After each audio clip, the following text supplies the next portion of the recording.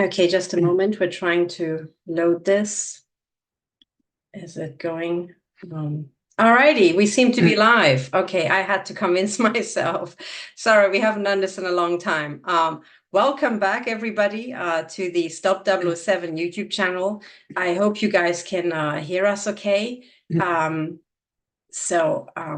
I just had to set up the live broadcast to YouTube. So welcome back. This is Bill Binney. I'm Dr. Katherine Horton, and we have been offline for a very long time, and we wanted to check in with our viewers, update you on what has been going on, and also make a couple of comments. We've just finished watching the live stream by Donald Trump that he just broadcast from Trump Towers after he was convicted yesterday of 34 counts. I think 34, were they all felony charges? I'm not sure. I don't know. I don't know. 34 counts in any case. Yeah, I didn't realize he had any evidence against him that was criminal. So I just never understood what the crime was, and I still don't. Plus, I look at all of this stuff against him as fundamentally, from my perspective, it's all malicious prosecution. Yeah. It has nothing to do with any crime because there isn't any. Yeah. So I just can't see it. So I mean, these people should not be, in my view, they should not be practicing law anywhere. They're not qualified. If they do this kind of thing to him, I mean, they could do this to anybody. I mean, that's really, I mean, and when the governor of New York State comes out and says, "Oh, we're not going to do this," because she was trying to keep people from leaving the state, taking companies out of the state, taking money out of the state. Keeping taxes. She wanted to keep everything in there. So she said, "Oh, we won't do this to anybody else. We'll only do this to Trump." Well, that tells you it's a fraud.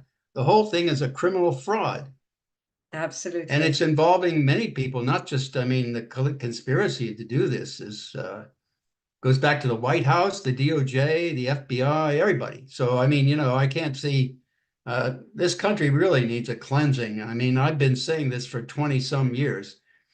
Since 2001, I've been saying that, but what they've been doing is going down this totalitarian state and this totalitarian path, and boy, are we there. This is typical of Stalin, Hitler, Saddam Hussein, all the totalitarian states in the world. They all did this. Anybody that got in the road that didn't follow the orders of them, they put in a sham trial, a kangaroo court, and convicted them and got rid of them. In the case of the totalitarian states, they started just killing people. So I mean, we're not there yet, but boy, are we on that path. Well, I would argue that we are already there. It's just that they are not killing high-profile people currently. I mean, I also like to, remind our viewers that the United States is one of those countries where the intelligence agencies blew the brains out of a president live on camera. That happened before. People kind of, forget about it. But, well, they're not killing Trump and high-level politicians yet, but they are already mass murdering the population with the targeted individual program. So you started, what year did you say you started talking about it publicly? Publicly is 2011, after they tried to indict us 3 separate times with false evidence, by the way, just like they did Trump. The difference is I caught them at it and was threatening them with malicious prosecution. He didn't do that, but he should. I think that they have a case to go against the state for malicious prosecution and sue them for billions. Yeah. I mean, that's what I think Trump's got the case for that very clearly. Yeah. One of the things that I'm also kind of surprised at, I have the feeling that his lawyers are pulling their punches. They're not really going all out like the other side is going all out. And malicious prosecution is one of them. But also there has to be a public, I would almost encourage them to publish a table with all the irregularities that went along with these court cases, because the last one, the one in with Judge Merchant, whatever, however you pronounce his name, the one that just kind of concluded with the guilty verdict yesterday. There were many irregularities, starting with the appointment of the judge. I think yesterday a representative has submitted a complaint, which is that it is statistically impossible that Judge Merchan would have been appointed to 3 court cases that are related to Trump. So that was the Trump Organization, the so-called hush money trial, although that's really no hush money, it's a legal expense dispute. And the third one was the one about Steve Bannon, I think. So all of them were related to Trump, and the complaint said that Judge Merchan is not even listed. He's not even listed under the 24 judges that would be in charge of that circuit. So he's not listed as those 24, and yet he was appointed to all 3 court cases.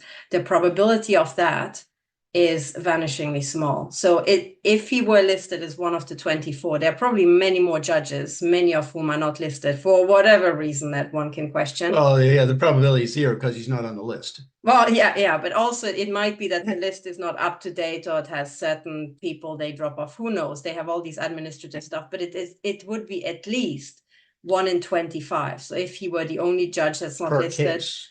Yes, per case. And there has to be, by the statutes, a random selection process for these judges. So the probability is at least 125, but probably much lower than that, because there are probably many more judges who are not listed. So 125, right, times, or 1 divided by 25 times 1 divided by 25 times 1 divided by 25 is the probability of him having been appointed by purely random chance, which is what it's required to be. Now, the reverse is that with 99.9% or more probability, he was not appointed by random chance, thereby violating the laws of the courts, right? The rules that govern the courts. So that's already, the appointment of these people is already a corrupt act to start with. And then, of course, it follows that there must be a reason they have been selected. I personally think it's because the intelligence agencies have some sort of compromise on them, they are already on the payroll by the intelligence agencies, by the FBI, and, you know, the whole conglomerate.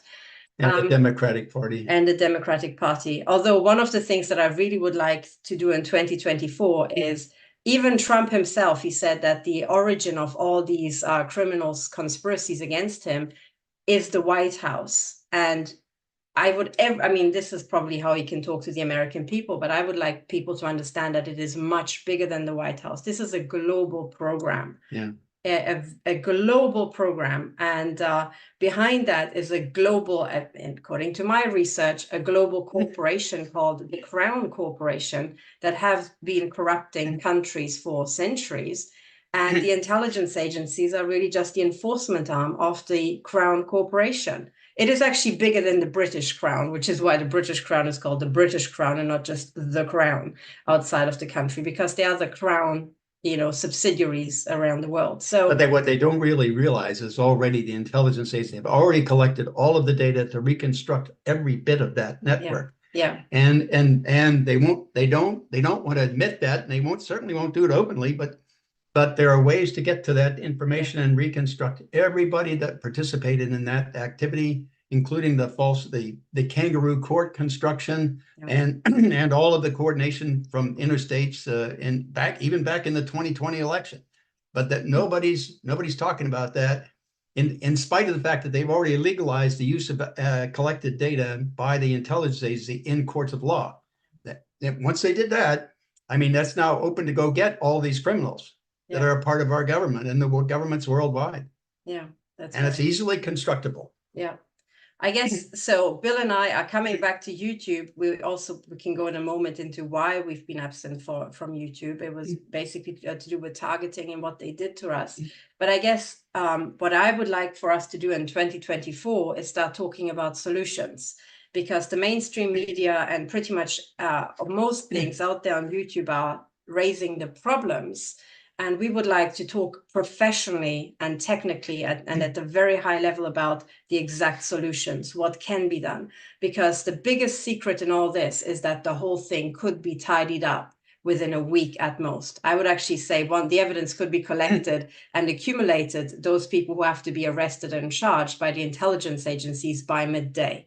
So in half a working day. Is that accurate to say with your thin thread program? Well, but you'd have to put together an argument for the courts, and that would take a much longer time. I know, you could get the data together to do it. Yeah. Yes, the data. Yeah. That's what I'm talking about. Then, of course, the legal stuff kicks in, which moves at a glacial speed. But yes, the most important thing is that solutions have already been created. You know, a lot of crimes would not have happened if the NSA would be actually the NSA and not a branch of the Crown Corporation that is targeting and enslaving Americans. If the NSA would actually do what it does on the tin, which is safeguard national security, if your thin thread program that was removed by the NSA would have already provided all this data at lightning speed while protecting all American and world citizens' privacy. Yeah, right? Fortunately, I didn't do all the things I was planning to do at NSA 25 years ago. Thank goodness. Because it would have been absolutely devastating to democracies everywhere in the world. Yeah. I mean, you couldn't have done anything without them knowing your intentions, even of what you're going to do. Yeah. I mean, it was terrible. I mean, it could monitor the entire population of the world every minute of the day. I mean, that's what I was planning. And but mine was selecting out things that weren't relevant right up front. So it wouldn't be a violation of anybody's privacy. And it had the base rules that were established probable cause and all that to look at people around the world, not just in the United States. So I guess most importantly, you were encrypting the data so that not even NSA analysts once it was taken in, but even the data, they wouldn't have the data on anybody that wasn't relevant to the problem. To start with. Yeah, to start with. Yeah. So, I mean, we wouldn't have all the phone calls, all the emails, all the short messages, all that banking, all that stuff wouldn't have been there. Yeah. So let me just briefly recap in case we've got new viewers. A quick summary. Bill is the retired technical director of the NSA. He's a math genius who has basically designed most of the key it's true, Bill, just fess up to it. He's designed the key programs that are used by the NSA, the so-called Five Eyes, which are the partners of the NSA. The Five Eyes are the intelligence agencies of the United Kingdom, of Canada, Australia, New Zealand, and the United States. The Five Eyes, and on this note, I would like to point out two things about the Five Eyes. Number one, everything is an official British Crown colony apart from the United States. So you've got the UK itself, you've got Australia, New Zealand, and Canada, all of them Crown Corporation, or Crown, British Crown, colonies. And then you've got the United States. So it's almost like the United States is an unacknowledged colony of the United Kingdom. It very much looks like that. The second thing to point out about the Five Eyes is that it's 5 eyes and not 10 eyes. So you have 1 eye per country, which is the all-seeing eye. So it's an implied direct admission that really the all-seeing eye, aka the Illuminati, as a subset of the Freemasons, right, is what these intelligence agencies truly are and what they are working on, or whichever network they're working for. So it is the all-seeing eye Illuminati network that is the intelligence agencies. And that, ladies and gentlemen, explains everything you need to know, why they're so bloody corrupt, which is because they're working for the oldest and biggest international, transnational criminal organization in the world, being the Illuminati/Freemasons. So, there you go. All this is implied. Now, one of the things that we would like to do going forward, as we're discussing all this, is bring people up to speed about the technologies that have already been developed and the processes that have already been put in place to safeguard and very quickly stop all the crimes that you can see currently happening all around you. Not just at the federal level, the state level, but also the local level, as well as the international level. There's many, many things, government processes, government systems that have existed in the past. Some have been disabled, others have been removed and destroyed. But this technology and these processes have already been invented. Humanity has already known about them. But this international crime cartel has forcefully removed all those safeguards. In the case of Bill, he developed the Thin Thread program, which was doing intelligence analysis and at the same time safeguarding people's privacy by encrypting everything and by not collecting everybody's communication unless there was probable cause. So the NSA did not have everybody's communication.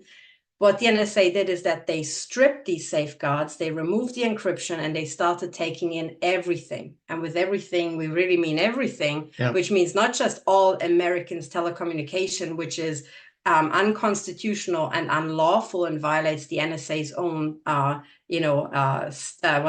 charter, right? Because they're not allowed to spy on Americans. They are a foreign intelligence agency, but they are also collecting every individual's communications anywhere in the world. But they're enablers also of the CIA and the FBI and other agencies in the United States government and around the world with the Five Eyes, and at least 9 other countries that are participating with them that I know of, and I have evidence for from the Snowden material and from my background. Of course, I was involved with a number of these countries, so I know a lot about this stuff. And the problem is that they partition things with certain countries, but others, like in the Five Eyes, especially with GCHQ, I don't know if there's any partitioning of the data there, because they can allow each other to look at one another's countries and find information about like they can have the Brits look at like they did with Trump, I think, in terms of the Brits looking in to see if they can get evidence against him, or find evidence that would involve people they were targeting inside the United States, but U.S. didn't want to be involved, so they get the Brits to do it, because if they look at the same data set, they can do that. It's plausible deniability. And gives them plausible. And that's what Washington runs on, plausible deniability. That's why when I tried to testify down to Congress about this stuff, they didn't let me do it.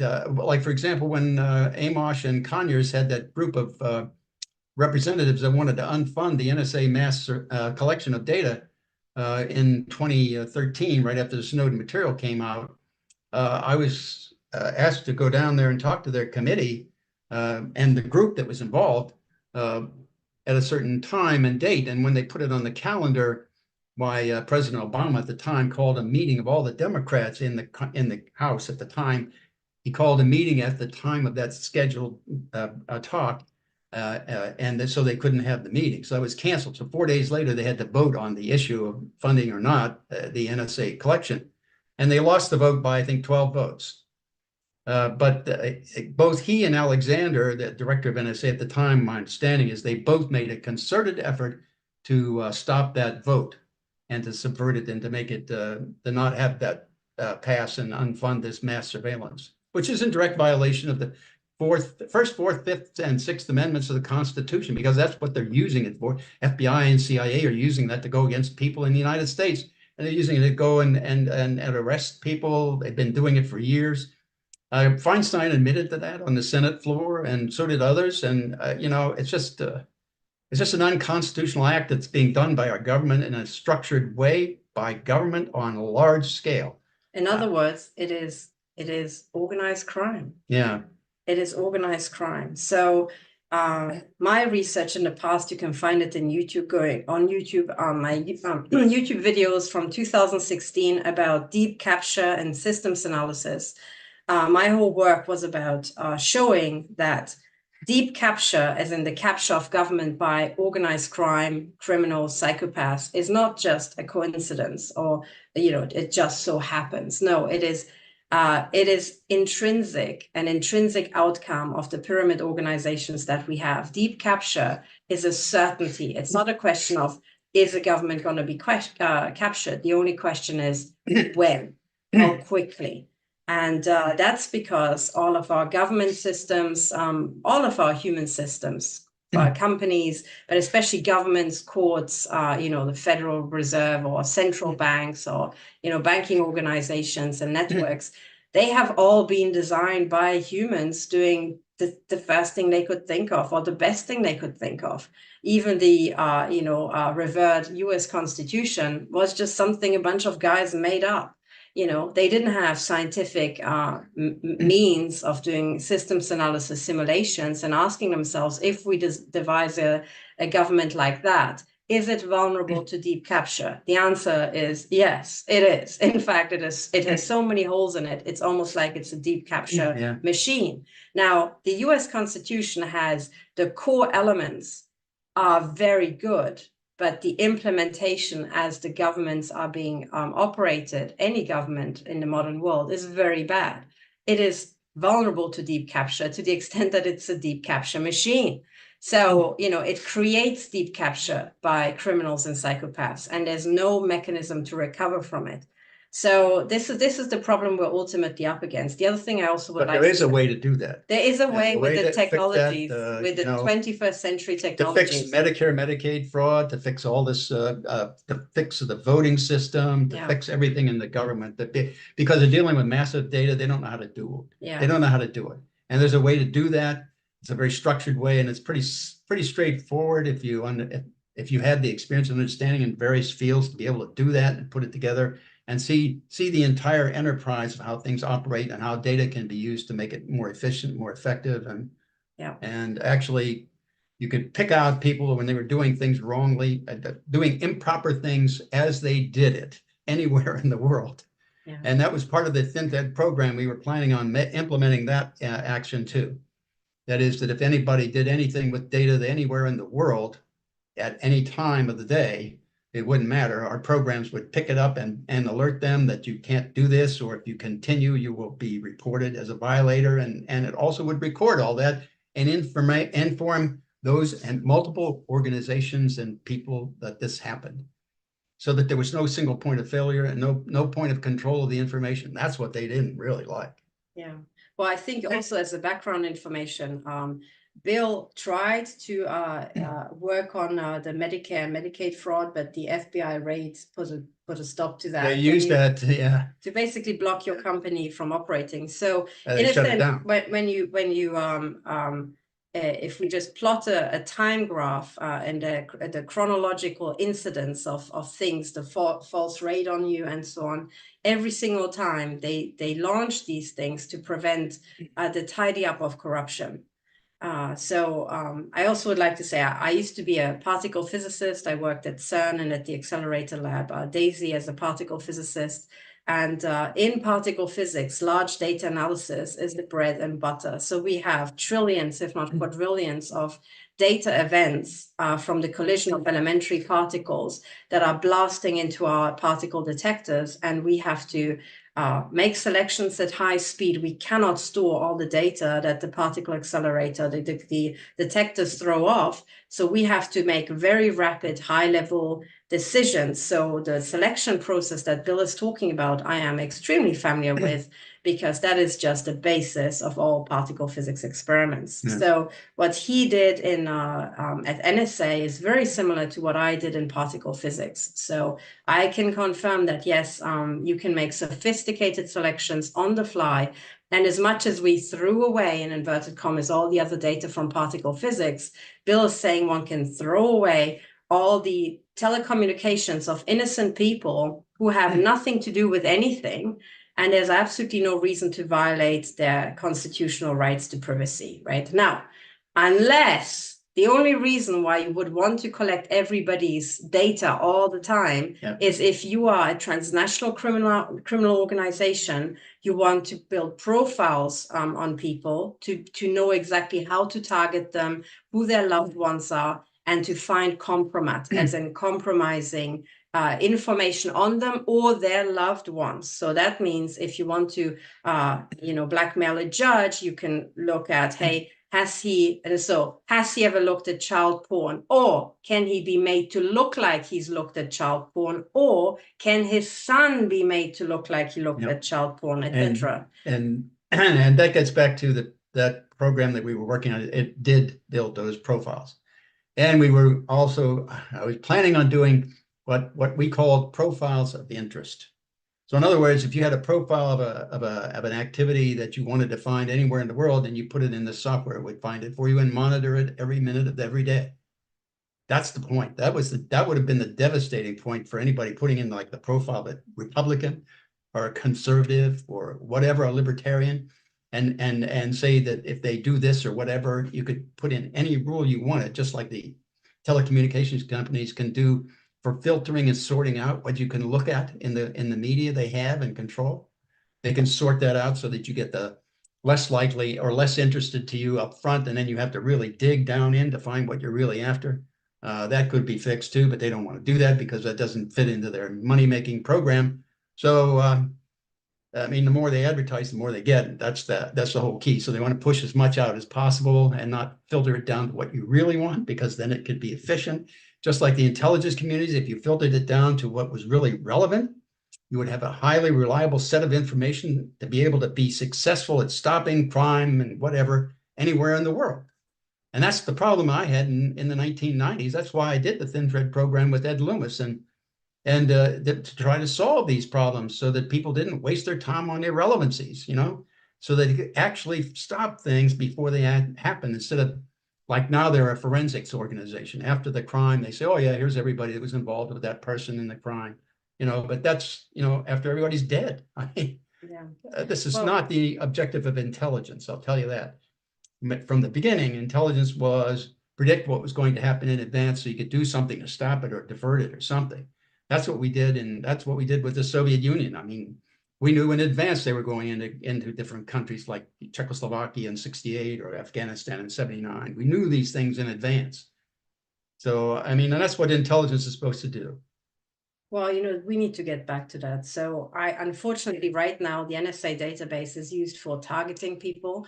And I strongly believe, well, first of all, I think the judges who were hand selected by the network to preside over Trump's court cases, but there's a much bigger network behind that. For example, I also don't believe for a second that the 12 jurors were appointed by random chance.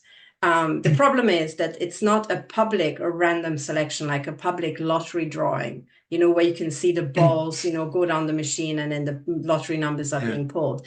These jurors are appointed in secret, essentially, with absolutely no public control over the appointment process, and we are asked to believe that it's random, but then judgments just like the one that we had yesterday kind of proved to me that these people have been hand selected either to be corrupt or to have some sort of compromise, because otherwise they have to be really completely fucking stupid to go along with stuff like that. There was so many outrageous things with this court case that showed that it was a criminal conspiracy.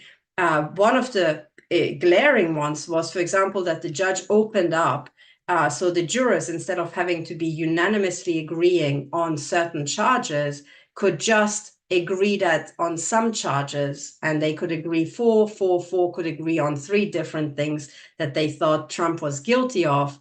And it was not limited to even stuff that was presented in the court case. Now, how insane is that? I didn't see any evidence that anything was there, that there was any guilt at all. Exactly. Also, the other part, the prosecutors didn't have to actually present any sort of evidence. I read through the transcript of Stormy Daniels' testimony, for example, and there was absolutely no hardcore evidence of anything. There was nothing. So typically, a judge would not allow testimony like that. But curiously, that was all allowed in. I have not read the so there was it wasn't videoed, so the transcript is the only thing you have. And I have not read the transcript of the Michael Cohen testimony, but he is a judge called him a serial perjurer, as in a pathological liar. So there were so many criminal aspects of this court case, criminal as in criminality of the court itself. It is insane. But my point is that it's important to know about mass surveillance and this whole building of profiles and trying to find compromise on people to understand what is actually going on, because the actual, when the tire meets the track, what it looks like in practice is exactly this, that you have 12 jurors who seem to be either completely stupid or corrupt to the core. Now, getting 12 people who are all egregiously corrupt is actually hard if you have a random selection, which is why I strongly believe the FBI did not do a random selection. They hand selected these people. That's what I strongly believe, based on the outcome that I saw and based on how nobody raised any complaints about the corrupt criminal process that was unfolding before the public's eye leading up to it. And hopefully when Trump gets elected and he goes in to correct this, he's got to start with the databases at NSA and CIA and FBI. He's got to start to clean up those databases. And before he does it, he wants to get the bad guys involved in all this activity. The data is there to do that. So if he wants to do that, you can do that before actually purging the data of anything that's irrelevant. I mean, that can be easily done also.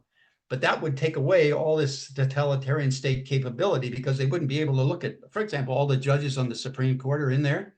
Everything they're doing electronically is in there. So, but that could be purged out of the databases.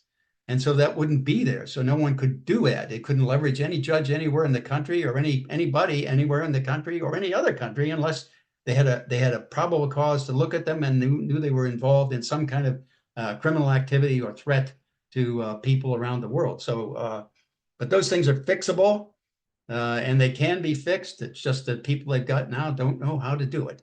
Yeah. And so. Yeah. Well, the other thing I also would like to add about the telecommunications of the Supreme Court judges, it is now well known that there's countless bits of evidence about the fact that what's being routinely collected is not just what you say over a Skype call or let's say the Zoom video call or what you say over the telephone or what you write in emails. What is also being collected and analyzed is what you say in the vicinity of a microphone. So if your laptop is connected to the internet, the entire ambient sounds of the room are being picked up and analyzed by AI for keywords, which is why people said, oh, I had just had a conversation with my friend about, I don't know, trying to buy a new hedge trimmer. Next time I pull out my phone or I go online, I have all these adverts for hedge trimmers and I never even searched for a hedge trimmer online. How can that be? Yeah. Well, that's because the intelligence agencies are vacuuming up everything that they can have on people to build a database they can go back into and then pull out an entire person's life history when that person becomes relevant to something.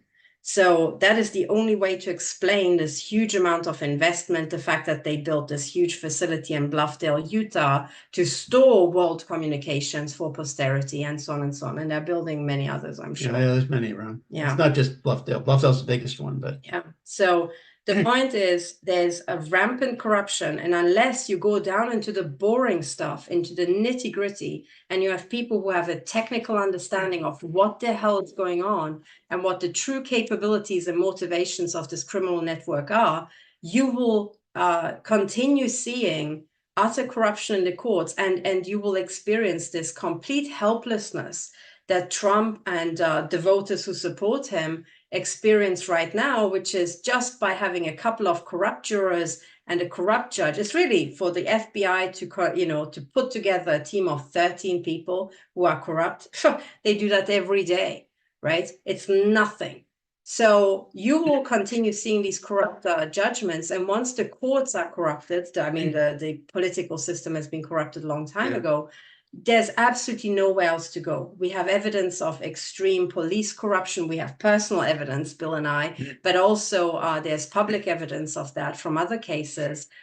So what you see is this organized crime cartel taking over all public institutions one after the other until there's literally nowhere to go. And that's usually when they launch their genocide, when they just ruthlessly murder everybody who is in their way or who doesn't go along with it. Now, not going along with it, it's not just Republican versus Democrat. It could be as benign as I don't want my children to go to a drag queen reading hour at the local library, which is also stuff that happens these days.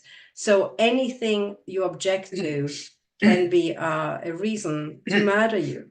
I was going to say, and you can see it coming because right now you can see their arrogance of power of how they're doing this. How they're openly just making flagrantly violating any rule of law or anything. I mean, they just charge people to get them off the street. If you're a Republican, they do that. Been doing that with any number of people and destroying them. Yeah. So it's the flagrant arrogance of them coming out with it because they're basically saying to the American public, we have the power, and what do you think you can do about it? Exactly. That's fundamentally what they're saying. Yeah. They have so much power. They're arrogant about it now, and they don't really care what anybody thinks they're going to do. That's a totalitarian philosophy. That's a totalitarian state. Yeah. Well, one thing, I guess, as the average person is listening to us, they're probably wondering, yes, but what can I do about it? I don't have. There's a very simple thing. Just vote every Democrat out of office. Yeah. Well, whatever you don't vote Democrat because they're the ones doing all this. Yeah. For me, it was quite an eye opener. There's I should post a link in the description after this. I think her name is Carol Swain, African-American professor. And she published an entire little summary of how the Democratic Party was behind slavery. how all the major proponents and all those people were trying to stop the drive to have slavery stopped. So they were trying to stop the stop. And Lincoln was a Republican. Yeah. And it was a real eye-opener for me because first of all, in German school, I didn't learn very much about the history of America, apart from some very crude dates here and there. But the details of the Democratic Party and the Republican Party, I had no idea. That was so Carol Swain's, it's called The Inconvenient Truth About the Democratic Party. And I will put the link to the video in the description below after we finish the live stream. And that was a real eye-opener. So to me, based on my research, it very much looks like the Democratic Party is an outfit of the Crown Corporation, and it is the mechanism of how to bring not just African Americans, but the whole of the United States back into slavery. It was Katherine Horton, former Assistant Secretary for Housing, and a whistleblower who exposed the black budget that's trillions. How trillions are being laundered through HUD, the Housing and Urban Development Fund. Katherine Horton, another very important person people should look up about, read up about. She said that as she was tracking the history and the methods of this global crime cartel, at some point she asked herself, why the hell did they ever get rid of slavery? Now, not because she thinks, oh, we should have slavery. No, she knew what a bunch of Nazis and criminal psychopaths they are. And her question was, what was their incentive to allow the dissolution of slavery? And then it hit her. It's because they replaced the slavery of African Americans with the slavery of everybody. It was like, wow, next level business plan for these criminal bastards. They were like, hang on a second, instead of just enslaving the Black population, we could enslave everybody. Damn, why didn't we think of this earlier, right?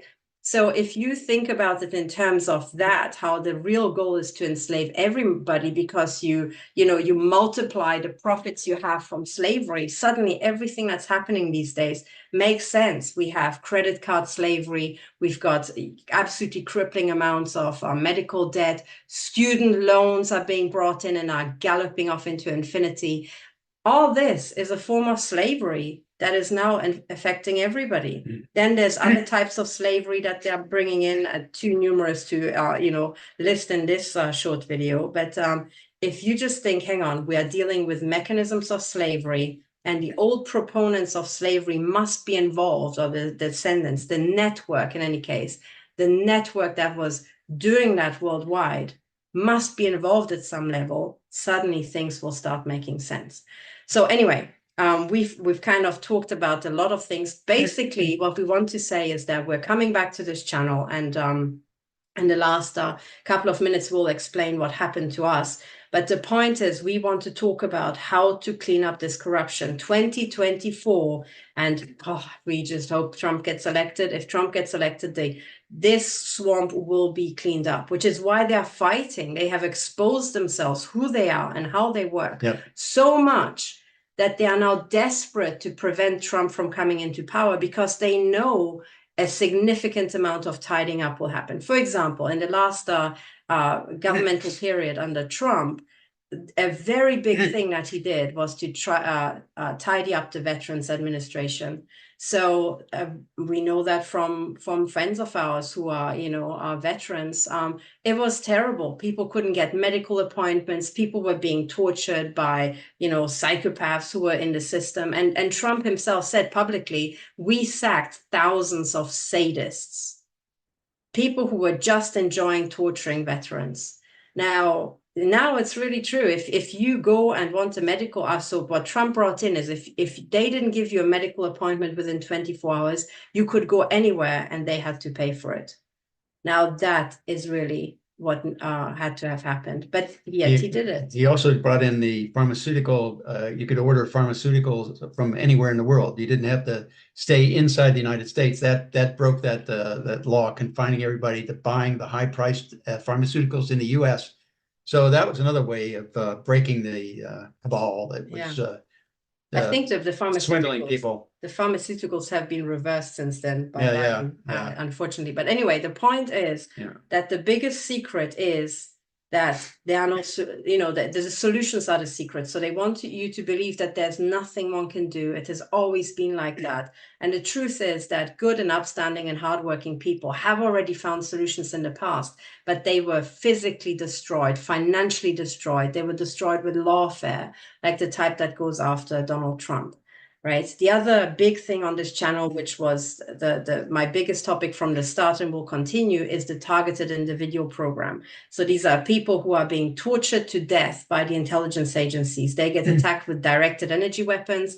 They are victims of covert non-consensual implanting with microchips and remote controlled biotechnology that can be used to remote control them and remote control pain, induce pain synthetically. So we have some scientific results about that, and that also needs further investigation, but these are real crimes that are happening. Now, one of the things that I did back in 2018 is to put together a big survey of Secret Service criminality. To my knowledge, that is the first ever international survey of Secret Service criminality. I think it's the first ever survey of Secret Service criminality, but certainly the first one internationally. And it shows that there's a global program doing exactly the same everywhere. This includes Russia, China, Japan, Europe, North America. It's the same. So it's rolling out in lockstep. It's another piece of evidence that there is no real difference between Russia, China, and the US and Europe. It is all under one global organized crime cartel that is controlling the intelligence agencies and the banks, and it's doing all this. But the point about this is that the international survey also showed that what Trump is going through is just really a chapter in the targeted individual program. So 100% of the victims I worked with and that I helped as an expert witness, 100% of the victim cases I know have at some point an element of lawfare or police harassment, and typically both. But lawfare, as Trump experiences it, is just one part of the targeted individual program. In a sense, the silver lining in everything that's currently happening in the United States is that it brought home how devastating this sort of targeting can be. So the lawfare against Trump, now everybody knows about it. It's now very easy to talk about lawfare against individual victims who have been implanted. Lawfare has been going on for a very long time, but now it's, everybody understands what that actually means and what it looks like in practice. So that is one good thing, no matter how small, that came out of this whole thing, In a sense, it was back in 2017. Back then, we had the Techno Crime Fighters Forum broadcast. It was a 2-hour live stream every week, entirely dedicated to Secret Service criminality. And one of the things that I said back in 2017 was that really the ultimate goal of targeting, the ultimate business plan, is the royal families of Europe and the billionaires of America. And just recently, there was a big news about how a billionaire decided to support Trump. So I actually thought to myself, I think now is the time that the billionaires understand that they are the ultimate target here. And the reason why it's the royal families of Europe and the billionaires in America is because if you look at it historically, this organized crime cartel has been going around the world, rampaging and asset stripping one country after another. Right? It just went through recently Venezuela again, but it just went one country after the other. But if you map out the countries that they have asset stripped already and thrown into poverty, the whole of Africa, they're done with. Latin America, they're done with. Asia, Far East Asia, the Middle East, they are done with it. They have done it all. So what is left to asset strip? And in a sense, Western Europe and North America is ripe for picking.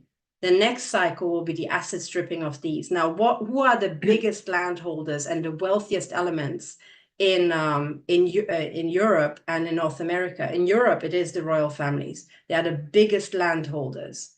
In North America, it's those billionaires, right? So now these are the two parts. I said that back in 2017. Now, the asset stripping of the billionaire and presidential candidate and former President Donald Trump is there for everybody to see. And I think more and more billionaires who finally wake up and get this little message will join him, because they realize, hang on a second, he's the first one. That's the battle line. When Trump falls, we fall. Now, in Europe, also, what I found very strange was how very quickly Queen Elizabeth died and her husband died. It happened very rapidly. Her husband, then her a couple of months later. The year after that, Prince Charles suddenly has cancer, and so has Kate Middleton. So the Duchess of whatever she is right now, Duchess of Cambridge, titles keep changing. But anyway, Prince William's wife. And I don't say that maliciously, but I'm saying it because cancer can be induced with directed energy weapons. I think also there was a public release about how Queen Elizabeth and her husband took the COVID vaccine. Well, I'm not going to say anything about that on this channel because it will remove all the content I ever put up. But I'm saying that is, at least that's what they put out. And the fact is that they died just a couple of months later. And it's actually statistically very unlikely for people to just die within the same year. You know, people are getting old and they are old and frail, but hey, people are old and frail for decades sometimes. You know, when there's such coincidence, and when it's that then paired with another pair of coincidences, you've got 4 coincidences in just a couple of months, right? That is, for me, evidence of targeting. I actually do believe that Prince Charles and Kate Middleton have cancer because they were targeted with directed energy weapons. I strongly believe that, because there's no other way that I can explain that these health issues befall 4 people in one family, so clustered together. Now, for me, that shows that the royal families are being targeted.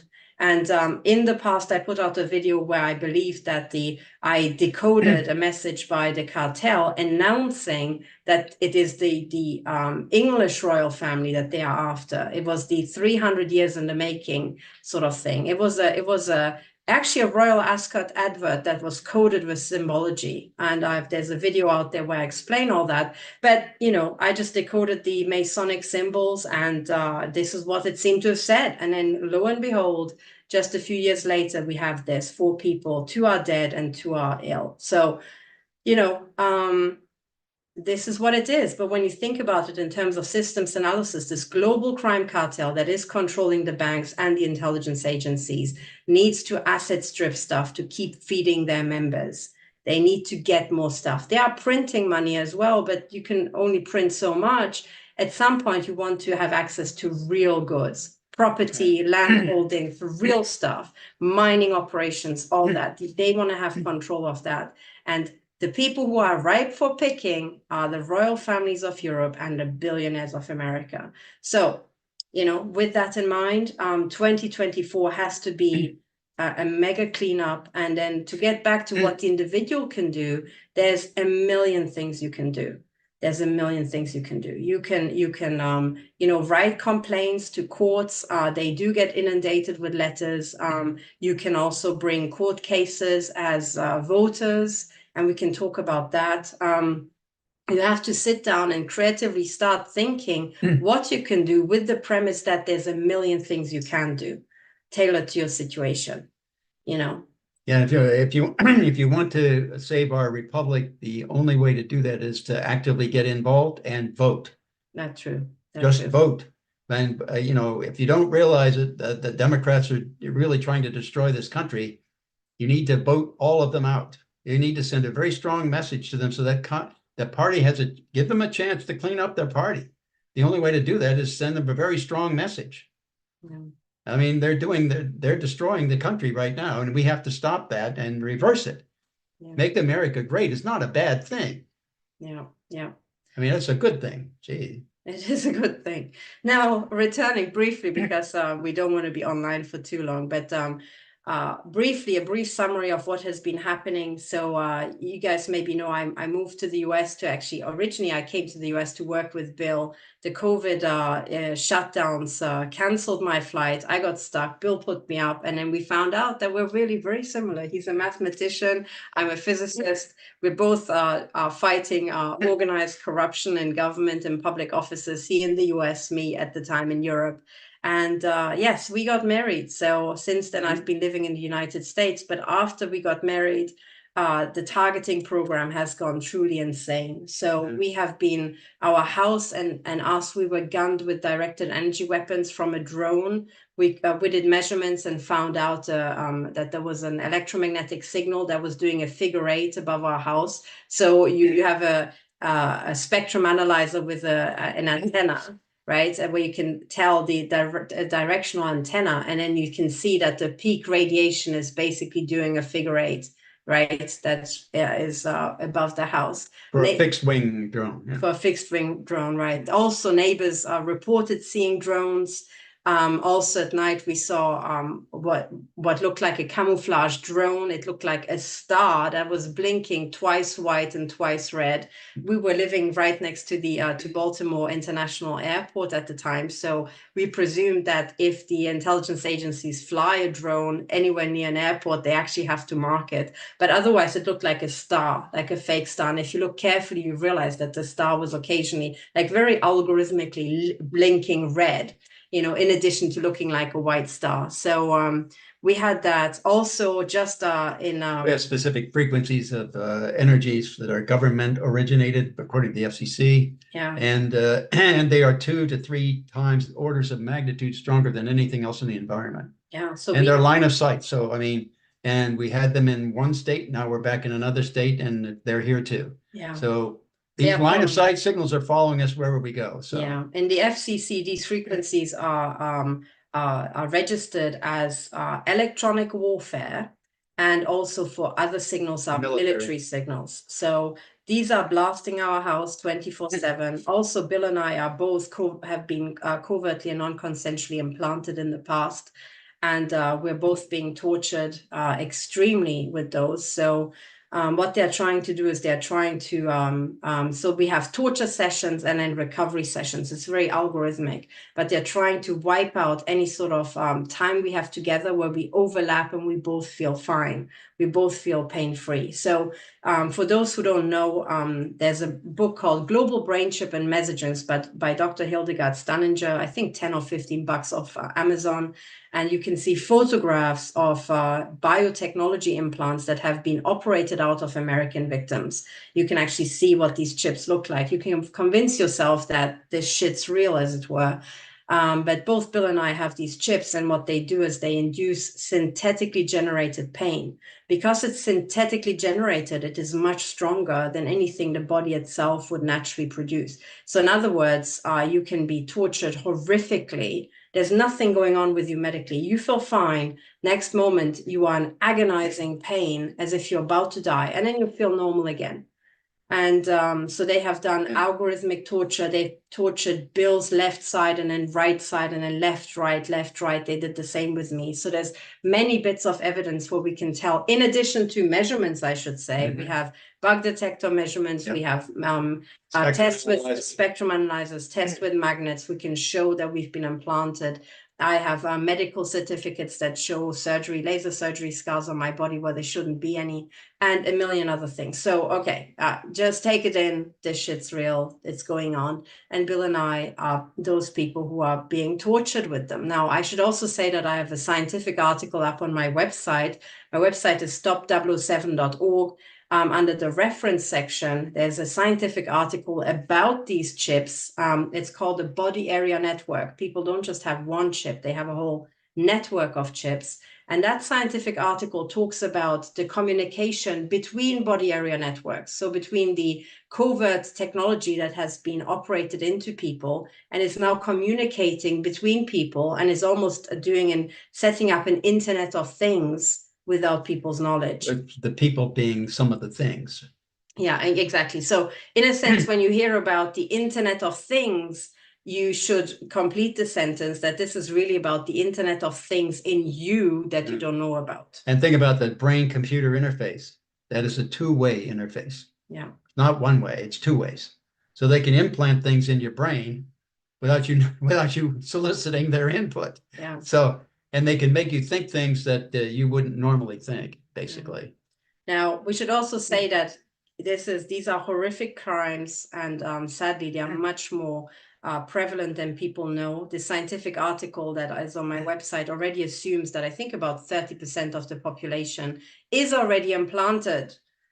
They just assume it, and they're like, given that that's the case, we can start talking about the communication between body area networks and so on and so on. They also list the frequencies that are used. But the good news is that even when you're implanted, once you are implanted, the evidence of the crime is in your body. It stays with you in a sense. So you have this evidence, and there's ways to measure it. There's ways to find them. We are working towards trying to get doctors to help us take them out.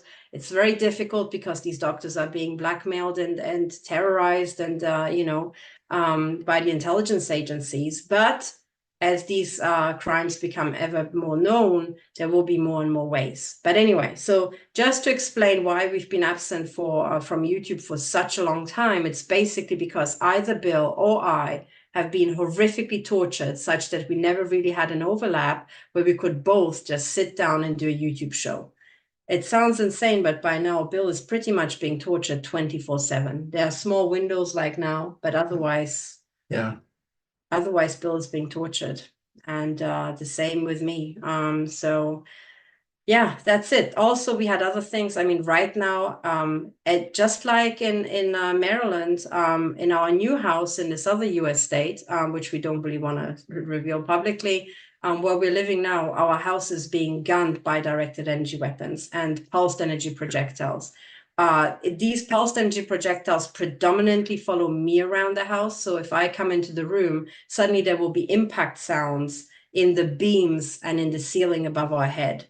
So also in Maryland, we actually moved our bedroom into the basement because of the directed energy weapon gunning. The pain they caused with gunning was so intense I couldn't sleep. So we moved into the basement. I could still feel the attacks, and then eventually we put metal whiteboards on the ground floor, on the floor of the ground floor above our head to try to shield us further. And in one late night attack, the drone shot 2 holes into the metal whiteboard. We heard these horrific bangs, went upstairs and found 2 holes in the whiteboard, in the metal whiteboard. Now this is a technology that is out of this world, because typically if you have a classical electromagnetic wave, you would have to, I mean, first of all, you can't impart a longitudinal impact with classical, according to the laws of classical electromagnetism, because the field lines, the electric and magnetic field,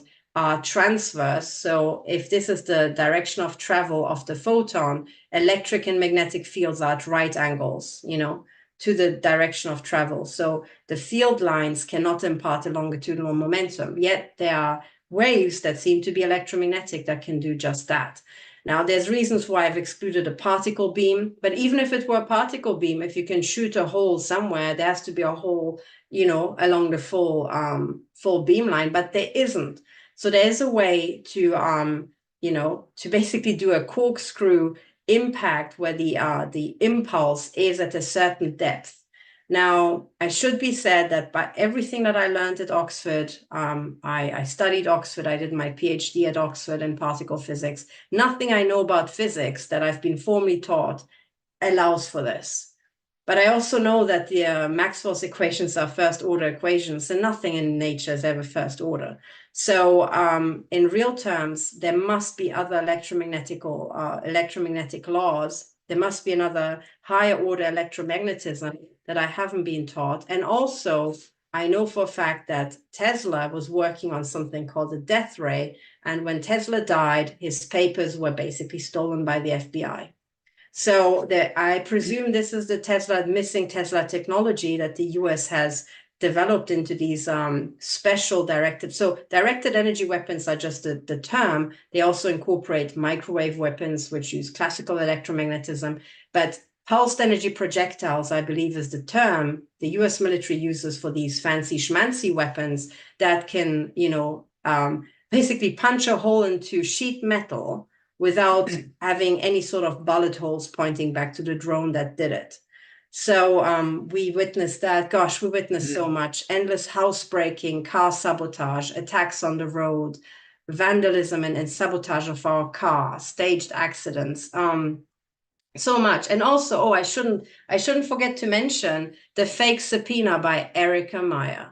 So Erica Meyer, people maybe remember about what, 7, 8 years ago or whenever, in 2017, 18, 6 years ago, started harassing my colleagues and me. She claimed that I don't have a PhD. She started publicly defaming everybody to the point that I made a website documenting her defamation. And what she did is she subpoenaed me as a witness, whereby I should say the first time the police served this subpoena on me, it was unlawful. The police refused to tell me who actually authorized them to do so because it was an interstate subpoena. There was no equivalent court case in this state. They didn't which go there through has the to north, be. the state. Yeah, they didn't go courts. through the public channels. They didn't go through the channels prescribed by law at all. And the police typically doesn't serve random subpoenas by private individuals from another state. That just doesn't happen. So I said to the police, please tell me who the hell authorized you to do this, because it's as sure as F wasn't Erica Meyer. Now, the one thing that the police major blurted out is that there was a telephone number for callback request after they have served the subpoena, and he refused to say what that telephone number was for weeks. So that also proved that the telephone number was not that by Erica Meyer, because that was on the sheet itself. There was no reason to keep it, private, because the telephone number was on the subpoena itself. So I suggested that the telephone number was actually to the local FBI field office or to the FBI handler. Now, I was proven right in a sense, because I was basically forced to sit through a deposition on the 4th of January, a completely fake deposition. And the logic of me being roped in as a witness was something like this. Erica Meyer said that her brother-in-law and the wife of her, I think it's her brother-in-law, and the wife, the ex-wife of her deceased husband, are defaming her. I think they're basically saying that she is a liar and whatnot. Stuff that I actually agree with.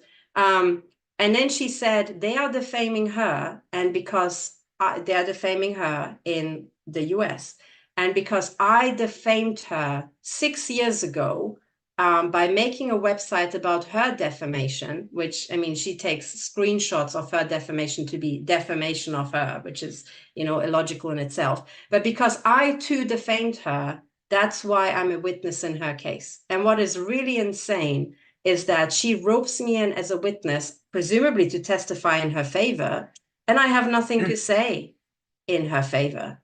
All I can do is actually agree with the other side, the defendants whom she's suing, and actually say they are right. Erica Meyer is, in fact, a pathological liar. And the only thing I can add to that is that she also works with the FBI. Now, we had proof that she works with the FBI because as part of that fake deposition over Zoom for this fake subpoena, she quoted a private conversation between Bill and me. She actually quoted a private conversation verbatim. Now, that can only happen if she has access to the surveillance information of our house. Yeah, within the IC, yeah. The FBI is a prime candidate, could be NSA or CIA. Those are the main ones. The IC being the intelligence community. Right. Yeah. So anyway, that was fireworks. So I was dealing with Erica Meyer, and in a sense, I'm kind of pleased because 6 years ago, I wrote the website saying that these are people who should be working for the intelligence agencies if they're not, because they could earn a lot of money doing what they do anyway, like, subverting people and defaming them.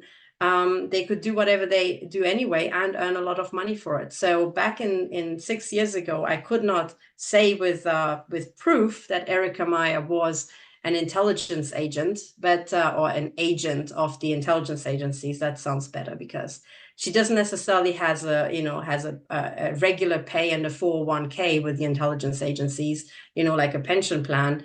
She can be just somebody they hire, some schmuck, some little Dumbo that they hire to put on these little skits, So I think, but yes, she is being paid by the intelligence agencies. She has been hired to harass me. And they went out of their way to get Erica Meyer resurrected and make her, serve me a fake subpoena. Isn't that beautiful? Yeah. And yeah. So anyway, that was interesting. So it's stuff like that that is, occupying our time. But first and foremost, it is really the nonstop torture and the nonstop directed energy weapon attacks to our home. I mean, to put it into context, the intelligence agencies are in the habit of shooting a metal mirror on my dresser in our bedroom so that every night there's a loud bang, something literally sounds like somebody shot the metal mirror, and they just amuse themselves doing that once per night. But of course, the implication is at any point, Actually, more than once. sometimes more than Yeah, once. It's usually once or twice, Yeah. I think they think if we haven't heard it, they do it again to make sure we hear it. But really what this is, it is a nonstop death threat, like a daily death threat saying, well, imagine this shot hits you in the head or in the heart. That's a heart attack, or what something could look like a stroke or an aneurysm. So in other words, we have daily death threats, basically, in addition to hardcore torture. So this is why we've been absent from YouTube, but we'll make an effort to come back, because we really feel that 2024 will be the make or break of the world in many respects.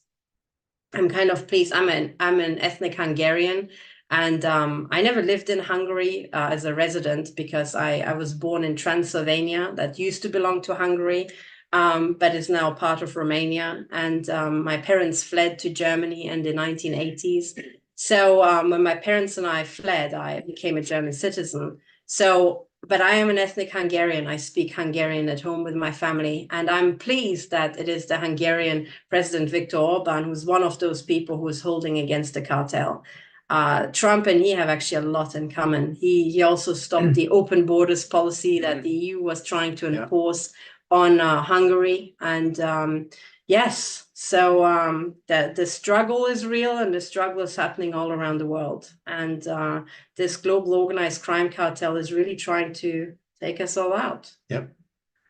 But the good news is, as we said, Bill had the technology to stop all this. It was already implemented at the NSA. The NSA stripped these technologies and turned it into evil. But the technology is still there. It can be, this corruption can be tidied up. Though, let's say if you got back into the NSA with tasked by Donald Trump to tidy up this corruption, how long do you think it would take you to get the data on?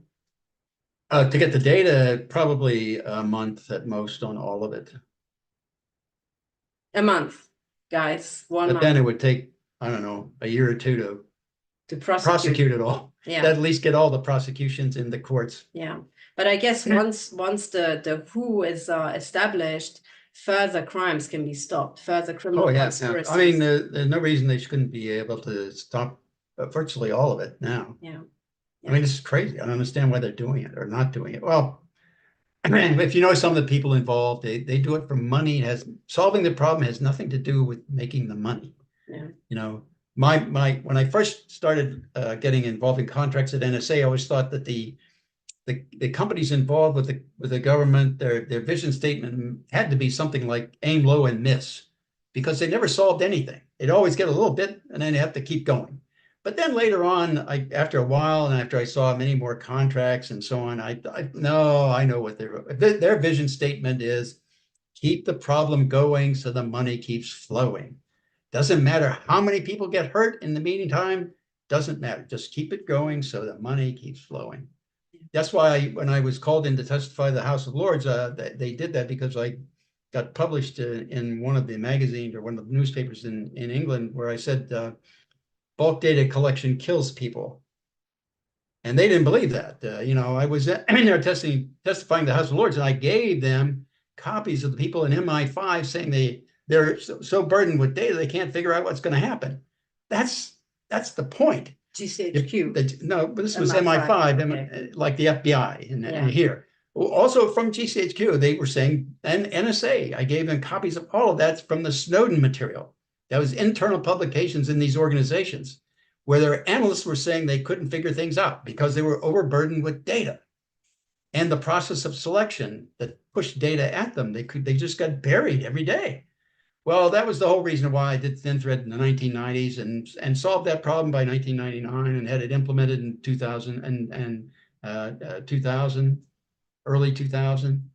And and but they threw it away because it wasn't something that gave them control over everybody. So, but the point was that back then in the UK, bulk data was the key that was killing people because they couldn't see the threat coming. The threat happened, people died. And so people died as a consequence of this mass collection. And so it made them dysfunctional.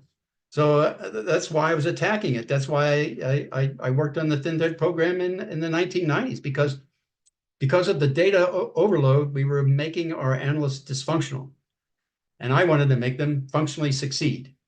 And the way to do that was very straightforward: deductive, inductive, and adductive logic, and probable cause definition and execution under those logic rules. So that can be done. It has been. I mean, we did it in the 1990s, and of course, they threw it away.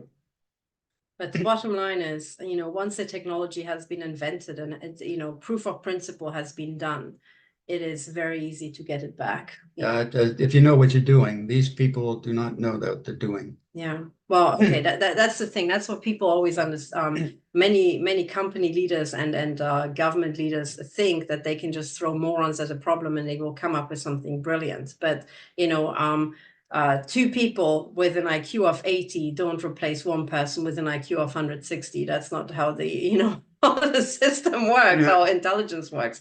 So yes, with the right people, this could be done. Also, one of the things I wanted to give another shout out to the work of Katherine Horton. This is very, very important, because what Bill did in the classified area, she did something, it's the same systems analysis principle, by the way, but she did something very important. She introduced public accounting. So she had a software whereby the idea was to have public accounts, anything that's public, so not military, not classified, but any public institution, be it at the federal, at the state, or the local level, had to have fully public accounts. When she first came up with it, she said her Wall Street colleagues said, why the hell would I want to know if my local council spends, $1 on a pencil? And yet when she put that software in, the very same colleague called her up and he said to her, you have no idea what I've just found out. My local council was basically spending millions on water processing, but the millions spent was so out of proportion to the number of people, so the size of the water treatment plant, it was pretty obvious that it was money laundering and some criminal scheme was going on. And, Katherine also says, see, this is why you need public accounting. So when you have full transparency about how the tax money is being spent down to every last pencil, it is very hard, or much harder, to pull off corrupt schemes. And this is very important because right now where we live, we are being harassed. So we have car stalker pass-bys in front of our house. Almost every time I leave the house, somebody is stalking me. Somebody is harassing me. They're flashing long beams at me. They are shouting stuff at me. And just yesterday, was it? Or the day before yesterday, when we left the house and a car was literally following us and trying to follow us. That was yesterday. Yeah. That was yesterday, right? But these people know exactly when to start following us when we're leaving the house, because they're using indoor surveillance, which can be done with through-the-wall radar from a drone, but it can also done with illegal audio surveillance of the house, which I think both is happening. And they just harass us. But the point is that some of these harassers, we actually identified them, and they are basically residents in our local community. So in other words, what I'm trying to say is that the FBI and the intelligence agencies are bringing in money into a local community. They are hiring corrupt individuals in your neighborhood for community harassment programs. But it is very hard to pay these people when you have public accounting, right? And okay, in the case of the FBI, it's difficult, but I'm pretty sure this is being funneled through semi-public programs. It's being covered up as semi-public programs, but there has to be a full audit of the intelligence agencies financially as much as operationally. Now, Bill can do it for the NSA. Katherine Horton already put something in for public accounting of the governments, right, of the public part of the governments. All these solutions already exist. We just have to actually apply them and finally tidy up this corruption. Yeah. I personally really hope that, I think what the intelligence agencies are trying to do is take out Bill and me. I think one of us or both, right, before the next general election to prevent us from trying to tidy up this corruption. We already tried to do something before the 2020 election. We both saw that it was foreseeable that it's going to be I'm not even allowed to say what I was about to say on YouTube because my channel will be destroyed, but it was foreseeable that interesting things would happen on the day. And Bill and I, together with Kirk Wiebe, we put together a little a template explaining how certain irregularities could be prevented, and we sent it to all the 50 plus secretaries Guam and Puerto Rico, Guam and 50 Puerto Rico states, as well, plus the 50 states of the US. We wrote to every single Secretary of State, and guess how many showed an interest and replied about actually securing the integrity of the elections. It was zero, a big fat zero. So, but anyway, the solutions are there. So I'm a data analyst. Bill is a data analyst.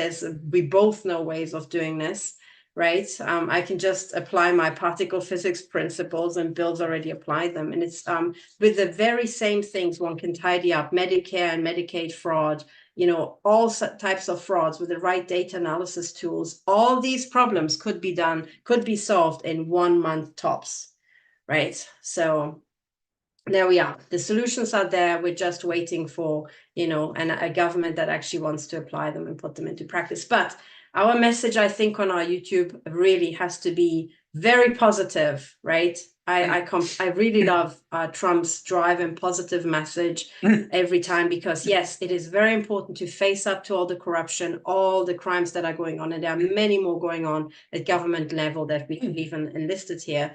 But the most important thing is to know that things can be done. It's actually much easier to tidy up all this stuff than people even imagine, and we just have to get going. We just have to get going and actually start tidying them up. All right. And if you want to save our country, don't vote for a Democrat. Yeah. I should say, as a small footnote, as I followed the elections from Europe, the last couple of, I'm not talking about Trump or Biden, the previous, governments and previous presidents, this global crime cartel has a way of corrupting both Republicans and Democrats. Yeah, that's For example, they are talking about the rhinos, the Republicans in name only, right? The rhinos. Yep. Yeah. Now, the rhinos are also rhinos because they are being paid by somebody to be rhinos, right? That corruption too can be uncovered, right, within a month. But the point is that this global organized crime cartel that I call the Crown Corporation, because that's what they call themselves, the Crown Corporation has a way to corrupt both. But at this wash cycle, they really put their hand up the backside of the Democratic Party. And it is absolutely insane what has happened the last 4 years. When I came to the US, I saw the last year of Trump, and then I saw the change under Biden, and it is shocking. Under Trump, there was such energy, such hope for the future, such drive. And now all I see is just a shithole, falling apart. Sadly. So yes, I came to the US and I discovered I'm a staunch Republican. Yeah. I didn't know that about myself. Conservative. Yes. Conservative. No, I'm really for the Republic. I love republics. I am a Republican. So that's what I discovered. It doesn't matter, because I am here just a lawful resident. I'm not going to vote in the national elections, but if I could, there was as I was going through the immigration process, which is bloody expensive, and it's really an irony, because I think one of the people came to the US and never really wanted to be here. It's only because of Bill. But I never really wanted to come to the US otherwise. And I was really trying to convince Bill to come over to Europe instead. But anyway, in the end, I had to get my green card, and going through that process, which is bloody long and really bureaucratic, such a harassment process. And I was saying to Bill, listen, meanwhile, under Biden, there are millions of people coming across the southern border. How about I just take a plane ticket to Mexico? I come back on foot. I love hiking. I love swimming. But I guess I could never bloody vote for the Democrats. So if I come back with these mules and they force me to put through, 3,000 votes for the Democrats, I would have to say, I'm sorry, amigo, I can't do it. I'm gonna walk back and then fly back home. So anyway, in the end, we did the green part. I'm one of those schmucks who is actually here lawfully. Do you know how much money that costs? Yeah. Damn. Well, it's all worth it. I hope you still think It's all so. worth it. I hope you still think so after the years we've been married, you know? Sure. It's good to know. But anyway, all right. So nice to see you guys again. We'll be in touch. We'll try to put out, really, we want to put out a video at least once per week. We have so many things to talk to you about Fulton County, Georgia, about Fannie Willis, about Judge Angoran, who I in private call Judge Real Moron. Anyway, so all these things, it's going to be a blast. If nothing else, 2024 will be a real show. So get your popcorn machines ready. And yeah, we hope to see you soon. So good to be back. And thank you for listening to us, and talk to you soon, guys.